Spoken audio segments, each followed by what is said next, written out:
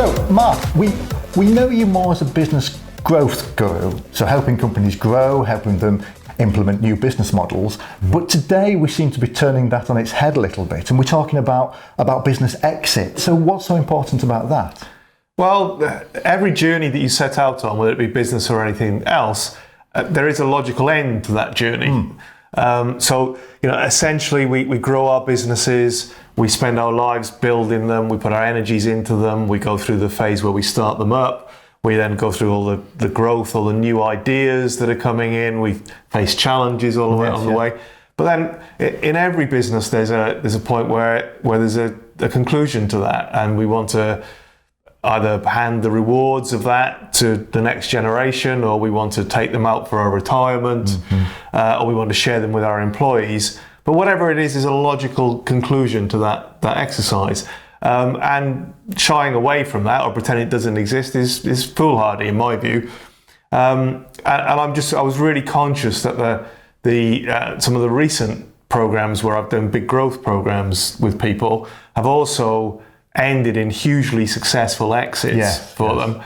And I'm a bit irritated by the sort of really poor one-size-fits-all advice that comes through, which is, okay, you're looking to get out, you need to market your business, do an information memorandum, have some advisors who are on a flat fee. I'm just a bit irritated by that because there are so many other ways of doing it well. Okay, so you said there's so many ways of doing it. So if someone has decided now is the time that they're going to look to exit a business, what options do they have? Well, there are many different options, but I guess I'm really not going to answer that question. I'm going to try and avoid it. Not because I'm trying to dissemble, but because really it depends on the individual and what they want out of the business. It depends on the market that business in. It depends on its financial status at the point where it starts to think about it. It depends on what its competitors are trying to look at doing. It depends sometimes on its suppliers and that type of area.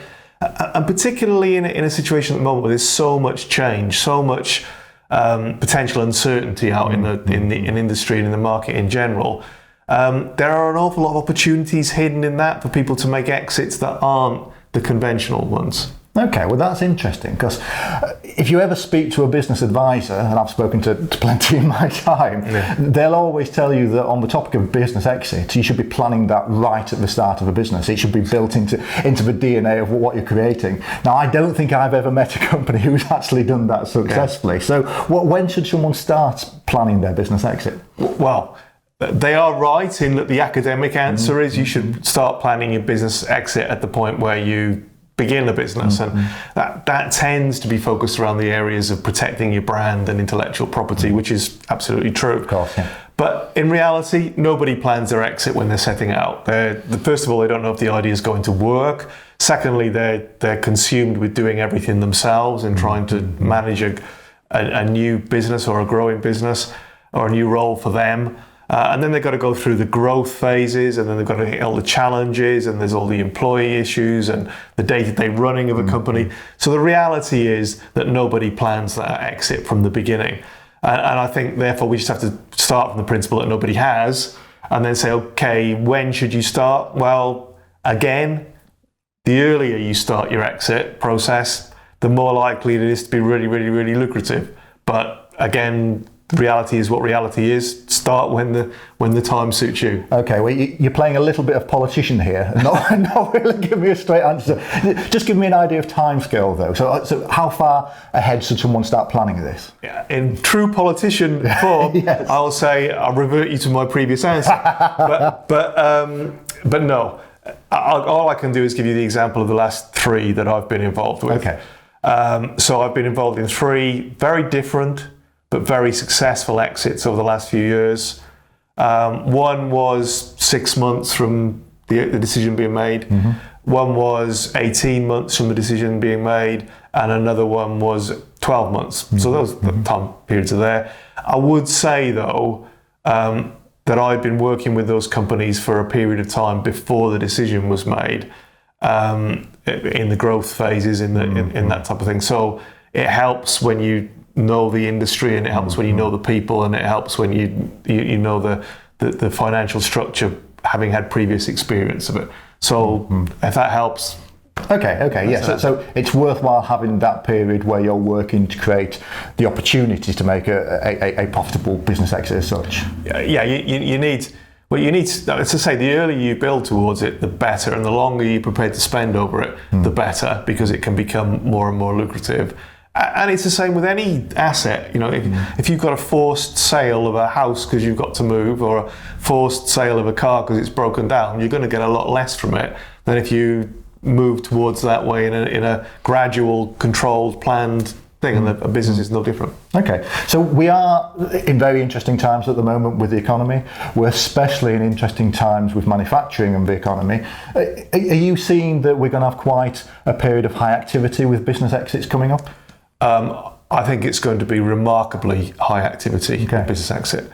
And the reason I say that may be a bit controversial to some, but there is so much going on in industry and manufacturing industry particularly right now around the subject of Industry 4.0, companies investing in robotics, companies investing in artificial intelligence, companies using additive manufacturing or 3D printing, if you will, the management of data.